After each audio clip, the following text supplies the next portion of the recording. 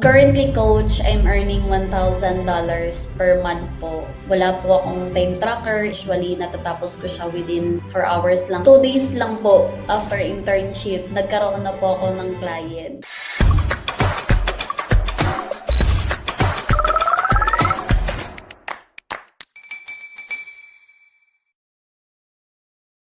Hi Gina, good afternoon. Hello po, coach. Kwentuhan mo naman kami. Ano ba yung ginagawa mo before Facebook advertising? 4 years po ako nag-sales agent sa mall. And then, 7 years nag-data annotator ako. And yun na po yung start na nag-remote job na din po ako. Way back 2024, in-outsource po ako ng kakilala ko para tulungan siya sa mga tasks niya as real estate VA coach. Nag-handle po ako nung time na yun ng calls while working po ng data annotation pa rin on the side para dagdag income din. Nagtatrabaho ako ng 14 to 16 hours a day na walang fulfillment para sa akin. Honestly, coach, sa calls pa lang, hindi na talaga ako komportable kasi hindi ako fluent mag-English. Nasa-stress po ako minsan pagdating sa oras sa anak ko, hindi ako nakapagbigay ng time. Deep inside, alam ko na hindi talaga para sa akin yung ganong niche kasi hindi ako excited pumasok araw-araw. Pero wala po akong choice kasi yun yung opportunity na available sa akin ng time na yun. Gusto kong mag-work ng less hours pero better income then magkaroon ng skill na masasabi kong specialization ko to. Bakit mo naisipan pa na mag-aral ako ng Facebook ads? Nag-work po kasi ako doon, coach, ng 14 to 16 hours a day. Yung anak ko talaga, coach, yung biggest motivation ko. Kasi solo parent din po kasi talaga ako. Gusto ko pong mabigay yung pangangailangan niya while present sa mga importanteng moments ng buhay niya. Yung simpleng may pagluluto ko man lang siya. Hindi po habang buhay bata yung anak ko. So, gusto ko maging present all the time while kino-continue kong i-achieve yung goals ko para sa sarili ko. Before ka ba mag-enroll dito sa course, meron ka na talagang idea about Facebook ads? Wala po talaga. Ang alam ko lang kasi is boosting kasi yun po yung pinaka-basic na nagagawa pag may Facebook ka.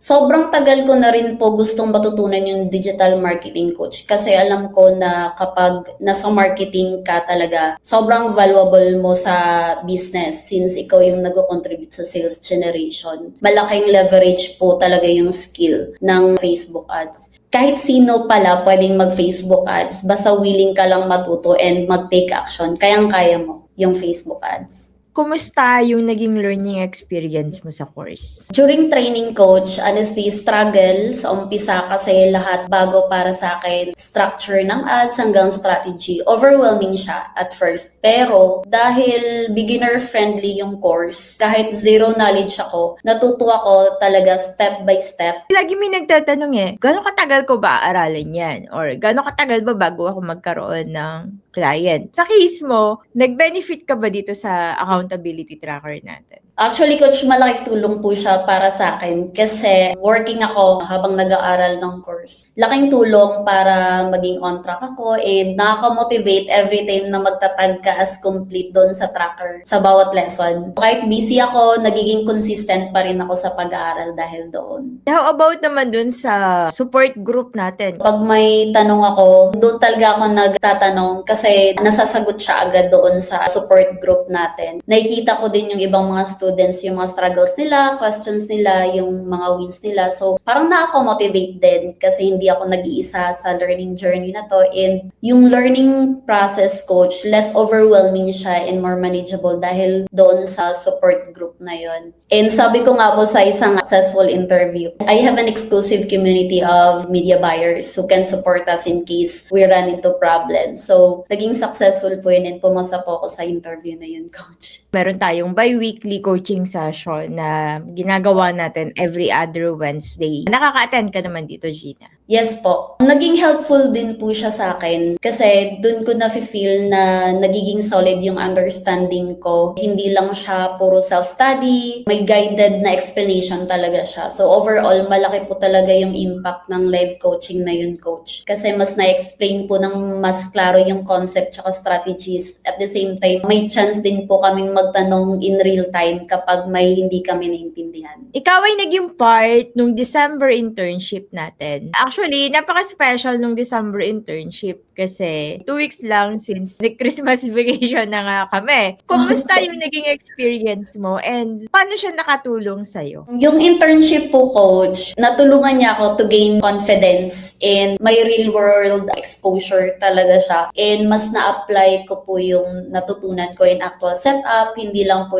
puro theory. Para sa akin, coach, ito yung main factor kung bakit may client na ako ngayon. Na-build ko yung confidence ko na mag-show up sa mga interviews na masasabi ko talaga na na-experience ko paano mag-create and mag-optimize ng campaign, mag-strategize, and mas na-prepare ako sa real client handling talaga dahil sa internship. Overall, ano yung best part of the course for you? Best part po para sa akin is yung internship program po. Naging game changer po siya for me kasi doon ko talaga na-apply yung lahat ng natutunan ko and hindi lang siya puro sa isip ko lang or practice but actual execution po. Real exposure talaga siya. Doon ko rin na-build yung confidence ko and readiness ko na mag-handle ng totoong client, coach. Speaking of internship, after internship, nakahanap ka ba kagad ng client? 2 days lang po after internship, nagkaroon na po ako ng client. Hindi rin siya naging madali kasi multiple rejections din po yung natanggap ko. Mga around 5 failed interviews din po from different companies. At di mabilang na rejected proposals before getting my client. Before my internship, nag-send po ako ng resume sa job posting sa LinkedIn. After a few weeks po, during my internship, nakareceive po ako ng invite for initial interview from marketing agency. After 1 week, na-invite ulit ako for final interview, which happened during last week po ng internship. Thankfully, coach, after 2 days, matapos yung internship, naka-receive ako ng offer letter. So, before Christmas po, may client na ako and sobrang saya ko po talaga. Yung mindset ko lang that time is makuha ako ng at least isang client lang talaga para makapasok sa industry. Ano naman yung mga task mo as media buyer? Yung main task ko po sa client ko is yung ad launching po, then campaign setup, optimization para mag-improve po yung performance ng ads. Gumagawa din po ako ng weekly and monthly reports para ma-update yung clients sa results and insights po ng campaign nila. Part din po ng work is pag-strategize. Yung core responsibility ko po is ma-make sure na yung campaign is nag-perform talaga siya ng maganda and align sa goals ng clients. And as of now, ilan yung clients na hinahandle mo, Gina? Yung client ko po ng December, yun pa rin po yung client ko ngayon, nag-iisa po. Lead generation po siya, coach. Yung clients po namin is mga clinics po. Yung target namin is patients and ang landing page talaga, dun po pumapasok and then nag-integrate siya sa GHL po. Nag-upskill din po ako ng GHL ngayon dahil doon. Yung client mo na to ay agency and then si agency ay maraming mga clinics na hinahandle. Yes po. Ano yung mga challenges na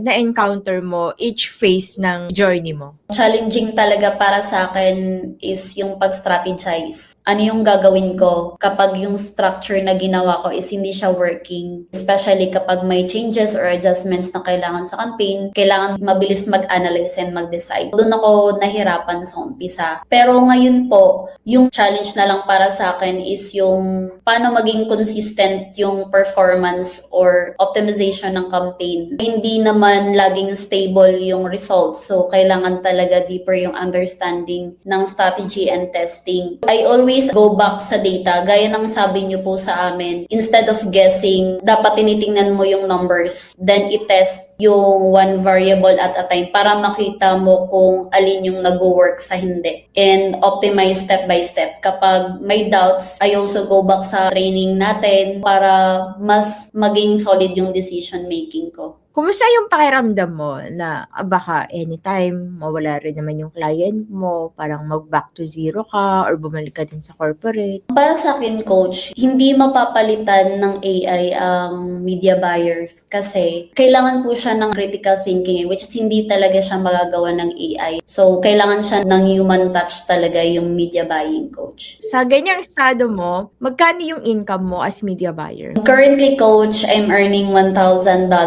per month po.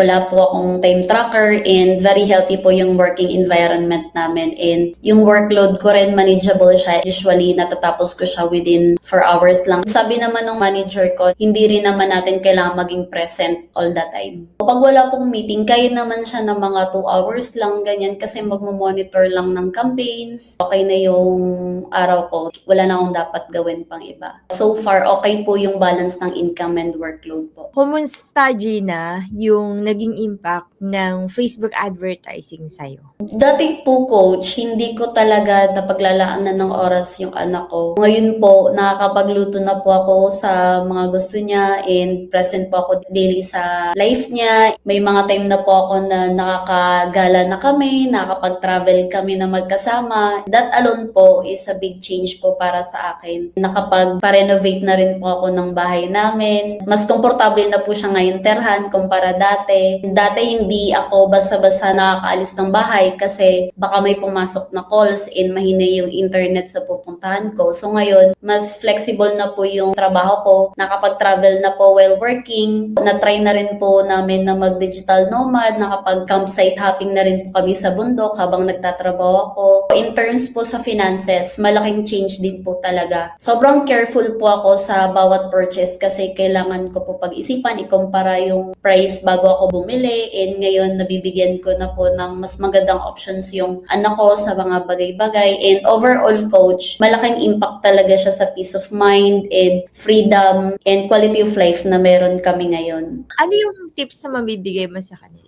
Para po sa mga aspiring online freelancers na gaya ko dati, mag-focus sa learning ng high income skills. Mag-invest ka sa skill mo as an individual. Maging consistent ka kahit hindi mo na-feel na ready ka dito sa bagay na to. Never ka naman talaga magiging ready. Kailangan mo lang mag-take action. Huwag kang mag-antay ng perfect timing kasi wala talagang perfect timing, coach. Kailangang i-avoid talaga ng mga tulad ko dati is yung mag-overthink. Nasa isip mo lang siya pero hindi mo siya ginagawa. Madaming natatambay sa learning phase pero hindi nag-execute. Gustong maging perfect bago muna mag-apply. Ang pinaka-importante po talaga is mag-focus sa pag-build ng sarili mong skill. Kasi yun yung magiging foundation mo, coach, pagdating sa real scenario sa pag-a-apply. Sobrang grateful po ako, coach, sa inyo kasi nag-open po kayo ng doors ng opportunities para sa mga taong tulad ko na naghahangad na maging valuable. Thank you po sa pag-share ng knowledge with us and for guidance and support throughout sa training. And one thing po na na-appreciate ko talaga is yung tough love mo, coach, as being our mentor. Never ka naging madamot sa information, pero never ka rin naman nagsuspoon feed po sa amin. Doon po mas natuto ako. Para sa mga future students mo, coach, trust the process lang kasi walang mangyayari kung hindi magiging consistent. Don't be afraid to start with zero knowledge. If I was able to learn and grow through this, I believe kaya rin nila. Sabi mo is, na-appreciate mo yung tough love. Actually, marami din ako nang nababasa na ako daw ay masungit, ako daw ay strict, ganyan. Dito kasi sa mundo ng online freelancing, tayo dito ay mga adult na. Hindi na tayo mga baby dito. At sa totoo lang, marami din naman kayo nakikita na nagko-content na sinasabi nila na online freelancing is not for everyone. Porket gusto mong kumita ng dollars, gusto mong kumita ng pera, ay papasukin mo ang online freelancing. Kasi sa totoo lang, ang online freelancing ay mahirap. Ang online freelancing ay kailangan hindi ka dependent sa kahit kanino. Kailangan resourceful ka. Madami Yes. kang soft skills na kailangan mong i-acquire muna bago ka makakuha ng client. Sa online freelancing, ako sa tingin ko talaga, mas importante ang soft skills kesa sa halimbawa skill mo na Facebook ads. Kasi kahit na may skill ka na Facebook ads, makakuha ka ng client, but eventually, hindi ka okay, attitude problem, yung behavior mo, character mo, hindi rin magtatagal si client. Any moment, pwedeng pagising mo, wala ka ng access dun sa accounts ni client mo. So, you have to care. Gawin mo lahat ng best mo. And hindi mo yun magagawa pag ginagawa mo lang yung freelancing because of money. At iyon talaga yung gusto ko talagang ituro, which is minsan na may misinterpret. Pero we call it tough love. Gusto mo din bang magbago ang takbo ng buhay mo katulad ng mga students ko? meron akong ginawang media buyer roadmap para sa'yo. Para malaman mo kung paano ba maging media buyer. I-click mo lang yung link na nasa description below.